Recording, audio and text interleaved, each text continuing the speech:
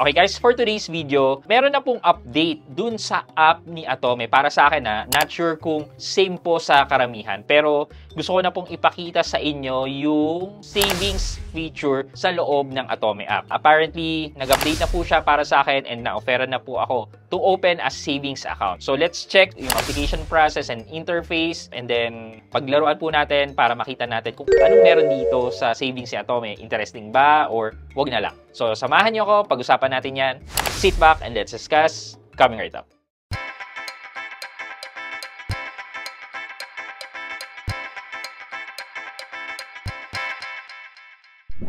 Hi guys, this is Pat and you're in Pat Quintos Review TV. So if you're new here in my channel, I do reviews about personal finance na meron na akong experience or meron na akong knowledge na ginawa ko na yan ng videos and playlist na makikita nyo dito sa taas. At kung bago ka dito sa channel ko, you may want to consider subscribing to my channel.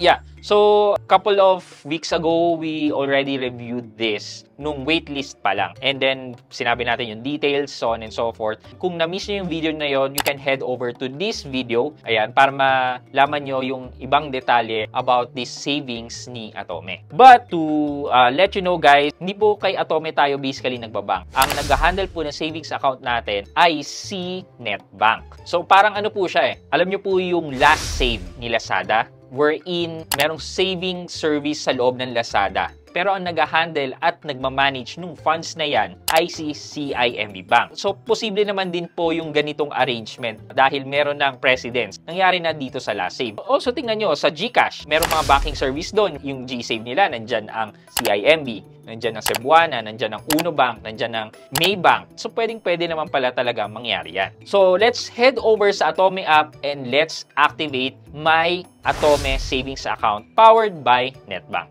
Okay, so once you log in, click nyo po yung savings and then yan, dadirect po kayo dito sa product page niya. Atome Savings get up to 3.25% interest paid daily. Ayan, it's that easy. Apply now. No fees. Repay Atome card and cash bills for free with Atome Savings. So basically, kung may funds kayo dito sa Netbank at ibabayad nyo kay Atome, edi wala daw additional charges. Daily interest up to 3.25%. Medyo mali ang wording dito. Ang interest rate po dito ay 3.25% per annum paid on a daily basis. Yan. Ganun dapat. Kasi, pag sinabi mong daily interest up to 3.25%, parang yung isang araw ay worth 3.25%, which is hindi po. Calculated po to sa loob ng 365 days. So basically, yung 3.25% divided by 365 days po yan. Deposit any amount, yan, no minimum balance, and then PDIC insure up to 1 million peso. Okay, so let's click, ayan, it's that easy, apply now. Pagka-click po natin yan, merong terms and policy. Click nyo lang po yung I agree,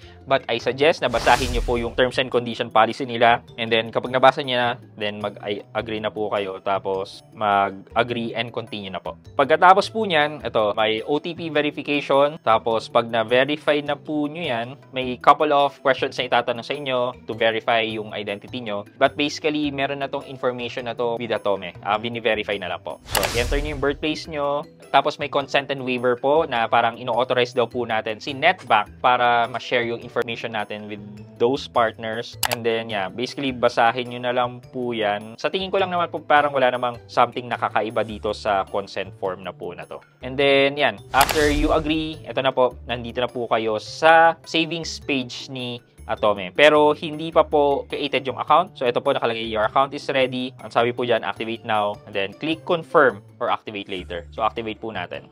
Pag-click natin po ng activate now, yan, tatanungin po ulit tayo na birthplace po natin and then yung registered number. Then click proceed. Tapos may OTP po. After natin ma-enter yung OTP, proceed and authorize. Nakalagay na po, congratulations, your Atome Savings has been successfully activated. Start saving the easy way. Yeah, basically wala naman pong kakaiba. Yan, basically yung Netbank account number nasa taas po. Tapos i-display yung balance yan. Yan, deposit, transfer. Let's try to deposit po. Meron po yata ako natitirang balance sa aking Netbank account. So pwede po natin gamitin yon. So ito po, maglalagin po ako sa Netbank account. Tapos papadala ko rin po dito. Free po ang transfer transfer between NetBank account. So, from my NetBank account to Atome Savings na powered by NetBank, free naman po siya. So, ito po. Enter ko po yung details ko, account number, 120 po yung papadala ko. Tapos, yan. So, refresh lang po natin dito. Balik tayo kay Atome. Refresh po natin yan from 0. Yan. Lumabas na po, 120 pesos. So, with that po, ano po ba masasabi ko? Wala namang kakaiba actually. Siguro kung maka-Atome kayo at gusto nyo mag-bank, why not? Ang masasabi ko lang po, since NetBank na rin naman po yan, why not directly na magbangko kayo kay NetBank? Kasi 4% po yun as of this video. 4% po ang interest nila versus sa 3.25%. Kasi yung 3.25% na po yan, kukunin pa yung 20%. So lalabas po na ang net na lang na interest makuha nyo ay 2.6%. Kung sa NetBank po kayo directly magbabank, yung 4% magiging net of 3.2%. So yeah, so basically ako po hindi ko po to ma-recommend talaga. Pero kung gusto niyo naman, why not go ahead po? Tingin ko po kasi mas okay po directly gumawa ng savings account with NetBank dahil hindi kayo malilimit sa features. Nandun po yung transfers na free transfer. Tapos 4% pa po ang interest rate. Daily rin naman po. So why not doon na lang po diretso kay NetBank, diba? Okay, for our question of the day, sa tingin niyo po ba, kung magbabangko po kayo sa ganito, comfortable po ba kayo na like dalawang kumpanya ang nakakakita ng savings information nyo? Like for example, naglagay ako dyan ng 5 million. Comfortable ba ako na alam ni Atome and alam ni NetBank na meron akong 5 million? O mas mabuting doon na lang diretso mismo sa bank na sila na lang ang maghawak ng pera? Ano sa tingin nyo? Saan kayo mas komportable? Yan, let me know po sa comment section sa baba at may chance po kayong manalo ng 1,000 pesos sa ating weekly GCash giveaway. And last na po para sa ating cellphone giveaway for the month of August.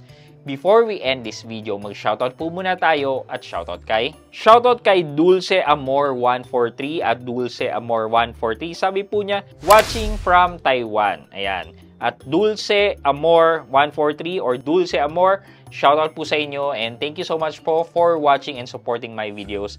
And shoutout na rin po sa lahat ng mga OFWs natin dyan na nanonood from Taiwan.